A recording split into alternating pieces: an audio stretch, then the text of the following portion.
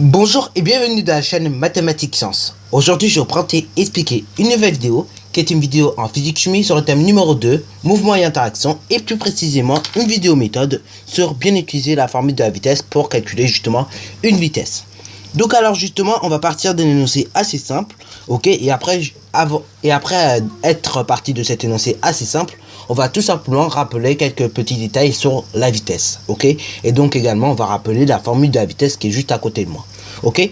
Donc alors justement, l'énoncé est assez simple, c'est un énoncé d'ailleurs que tu peux peut-être bien aimer.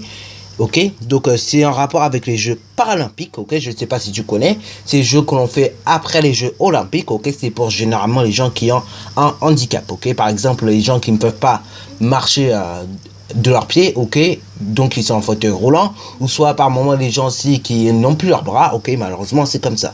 Bon, donc voilà, justement, et des jeux sont faits pour ça, ok, pour tout simplement qu'il y ait égalité, quoi, en gros. Parce que bon, ça se fait pas trop que les gens, entre guillemets, normaux qui ont tous leurs membres au taquet puissent faire les Jeux olympiques, mais que les gens qui ont un petit handicap ne puissent pas faire de Jeux olympiques. C'est injuste, ok.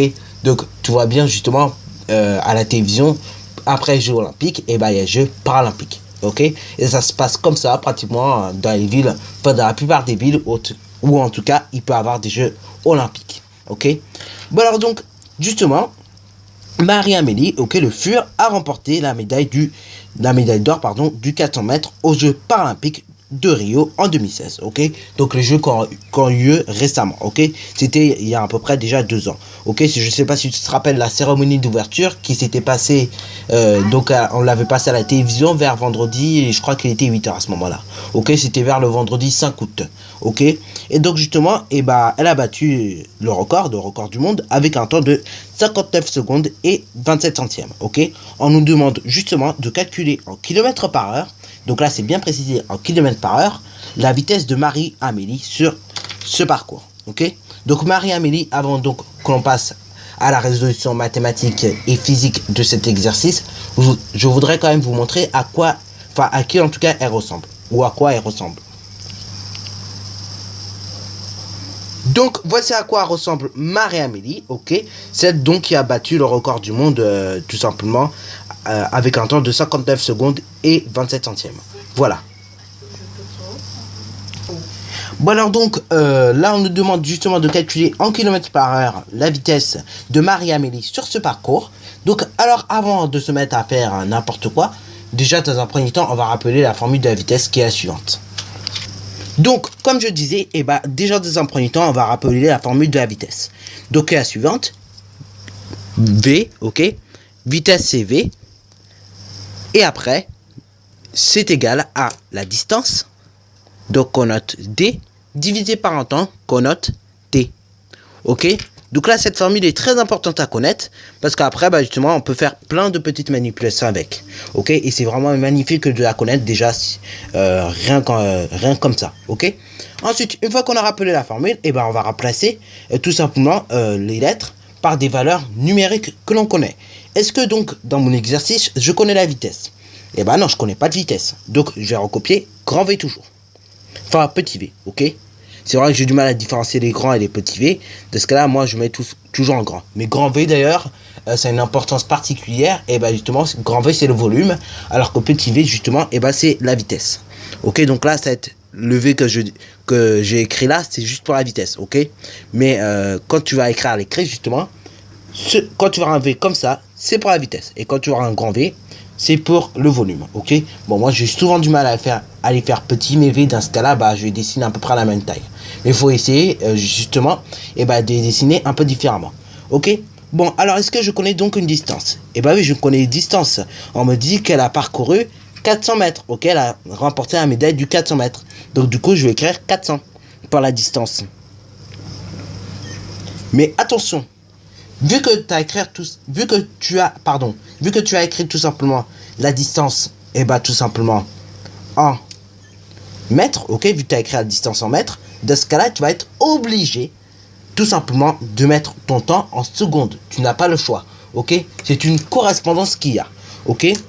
Parce que du coup, si tu veux que V, donc la vitesse soit exprimée en kilomètres par heure, ok, il faudrait dans ce cas-là que la distance, nos TD, soit exprimée en kilomètres et le temps, nos TT, soit exprimé tout simplement en heures, ok. Alors que là, dans notre énoncé, on n'a ni des kilomètres et ni des heures. Dans ce cas-là, on va être obligé d'exprimer notre vitesse dans un premier temps en mètres par seconde. Donc là, du coup, grand V qui va être exprimé en mètres par seconde, comme ci-dessous. Et dans ce cas-là, pour V qui est exprimé en mètres par seconde, on a quoi? On a la distance qui est exprimée en mètres. Et tout simplement, le temps qui est exprimé en secondes. Ok? D'où le mot mètre par seconde, d'où le mot kilomètre par heure. Parce que ça vient de la distance et du temps. Ça vient de là, toutes ces unités. Et là, c'est pareil, c'est toujours la même histoire. Pourquoi mètre par seconde? Parce que tu as des mètres, tu as la distance en mètres et tu as le temps en secondes. Et sans savoir, quand tu parles de ces unités-là, en fait, tu es en train de parler de relation. Ok? Tu es en train de parler de la même chose que ça. Sauf que là, c'est écrit un peu, on va dire, de la vie de tous les jours. C'est écrit dans un langage que l'on comprend très bien. Qui n'est pas d'ailleurs un langage forcément mathématique. Ok? Par exemple, si tu vois, la vitesse est exprimée, donc on va mettre V, qui est exprimée en kilomètres par seconde. Parce que par moment, la vitesse peut être exprimée en kilomètres par seconde. Donc là, par exemple, la vitesse de la lumière, c'est 300 000 km par seconde. Ok? 300 000 km par seconde. Donc voilà, c'est la vitesse de la lumière, pour ceux qui voulaient savoir. Ok? Et justement, dans cette vitesse-là, tout d'abord, tu as des kilomètres, ok? La distance qui est exprimée en kilomètres. Et tu as le temps qui est exprimé en secondes. Ok? Donc on note T. Mais nous, dans nos calculs, tout simplement, ce que nous allons faire, on va prendre cette option, c'est-à-dire mètres par seconde. Ok? Parce qu'après, justement, pour passer des mètres par seconde en kilomètres par heure, on connaît un petit truc dont je vais te parler tout à l'heure. Bon, sur ce donc, écrivons le temps qui est exprimé, lui, en secondes. Donc, c'est 59 secondes et 27 centièmes. Et 27 centièmes. Donc là, tout simplement, je vais écrire 59,27. Ok? Pas de conversion particulière à faire. Ensuite, du coup, vu que j'ai des secondes, enfin des mètres avec des secondes, dans ce cas-là, à l'arrivée, j'obtiens des mètres par seconde. Donc déjà, dans un premier temps, on va faire le calcul. Ok? Donc là, on va pas trop se casser la tête, on va prendre la calculatrice puisqu'on en a une à côté. Donc là, tout simplement, sur ma calculatrice, je vais écrire la chose suivante, c'est-à-dire donc 400 divisé par 59,27.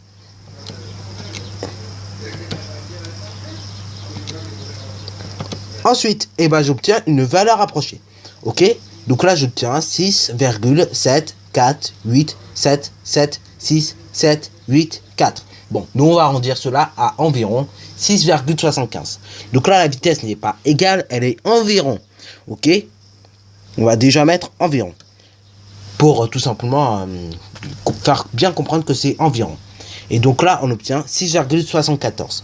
Bon, alors là, tout simplement, vu qu'il y a un 8 derrière, de préférence, on va arrondir à l'unité la plus proche, à savoir donc, au centième le plus proche, donc à savoir 6,75. Et donc là, tu as des mètres par seconde.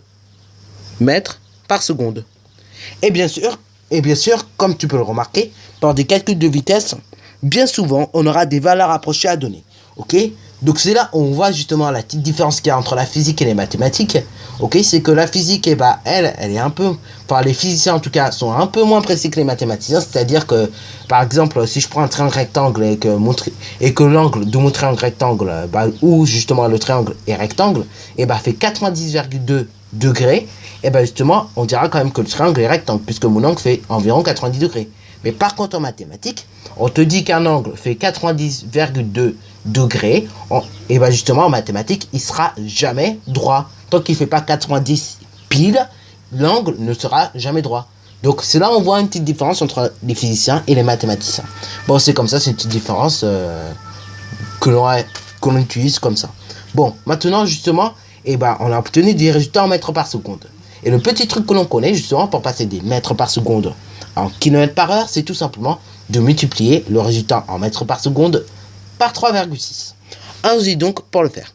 Donc là, c'est le résultat, je vais multiplier par 3,6. Multiplier. OK.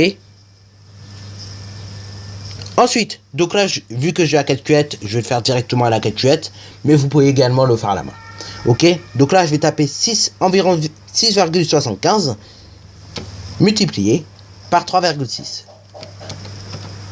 J'appuie sur EXE pour exécuter calcul. Et là, j'obtiens environ 24,30. OK.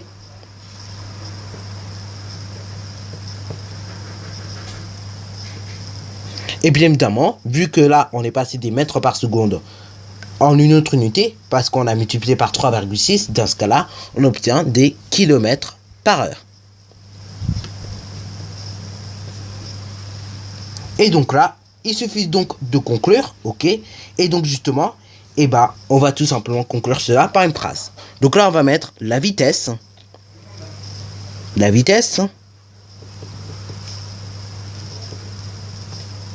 de Marie, Amélie et EST d'environ. Parce que là, justement, notre résultat, il est approché. OK, on n'a pas un résultat exact. Dans ce cas-là, il est approché. Donc là, on va mettre tout simplement d'environ. Il est d'environ. La vitesse est d'environ 24,3 km par heure. Kilomètres par heure. Voilà, donc sur ce, je suis à la fin de cette vidéo. Alors si tu as bien aimé, n'hésite surtout pas à liker, à commenter. Et bonne réussite à toi en mathématiques et en sciences.